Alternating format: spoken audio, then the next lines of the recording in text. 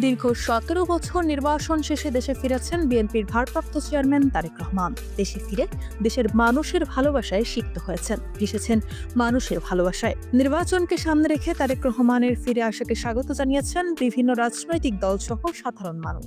তবে দীর্ঘ এই নির্বাসন জীবনের পরিসমাপ্তি ঘটিয়ে তারেক রহমানের দেশে ফেরা নিয়ে তৈরি হয়েছে নানা প্রশ্ন জল্পনা।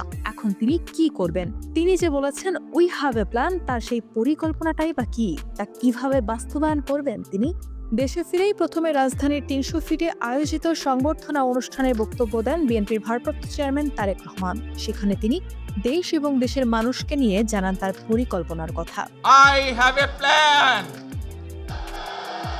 for the people of my country, for my country.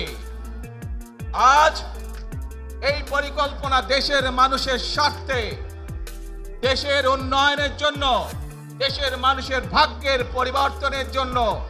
যদি সেই প্ল্যান, সেই কার্যক্রম, সেই পরিকল্পনাকে বাস্তবায়ন করতে হয়, প্রিয় ভাই বোনেরা, এই জনসমুদ্রে যত মানুষ উপস্থিত আছেন, এই সারা বাংলাদেশে গণতন্ত্রের শক্তি যত মানুষ উপস্থিত আছেন, প্রত্যেকটি মানুষের সহযোগিতা আমার লাগবে। তিনি আরো বলেন, প্রত্যেকটি মানুষের সহযোগিতা আমার লাগবে। আপনারা যদি আমাদের পাশে থাকেন, আপনারা যদি আমাদের সহযোগিতা করেন, ইনশাআল্লাহ আমরা আই হ্যাভ এ প্ল্যান বাস্তবায়ন করতে সক্ষম হব।